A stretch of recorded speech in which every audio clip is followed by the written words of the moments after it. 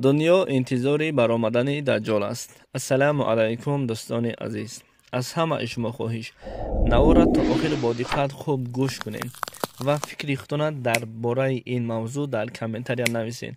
برای چی ما عیناً امروز موضوع رو چنین نام گذاشتیم. خوب بر شما کمی پس معلوم خواهد شد.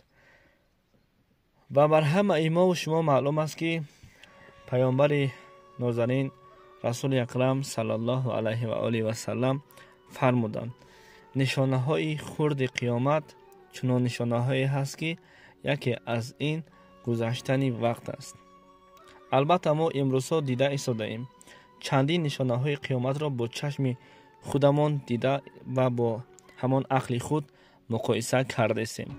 در حقیقت همان نشانه های خرد قیامت الکی برپا شده ایستاده است. بینید، همین را شما مقایسه کنید. چرا عالمان عیناً در سال 2024 در آخر 24 و در آغاز 25 درباره گذشتن وقت را معین کردند؟ البته زود رفتن وقت این نشانه قیامت است. در عمر ما دیگر برکت نمانده است. وقت چنان گذر دارد باور کنید انسان در تعجب می افتد.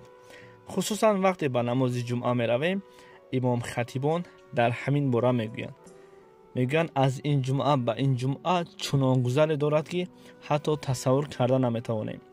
یعنی که در عمر ما برکت نمانده است. معنای این را دارد که ما در یک روز به کار خود رسیده نمیتوانیم و کار خود را انجام داده نمیتوانیم.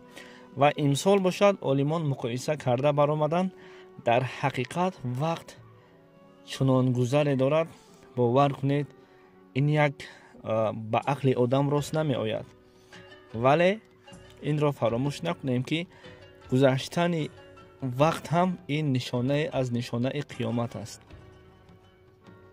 و چندین نشانه های قیامت این است که یکی اش زیاد شدن گناه و مبتلا گشتن به سوی گناه.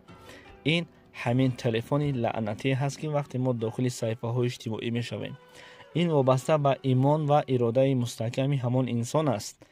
ولیکن هر روز هر خیر نوارها را نسبت مسلمانان برآورده ایستاده‌اند تا مردم غرب خود ما را مسلمان ها را به سوی خود جلب کنند.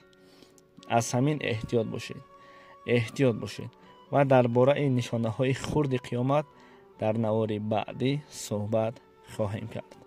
السلام علیکم و رحمت الله و برکاته.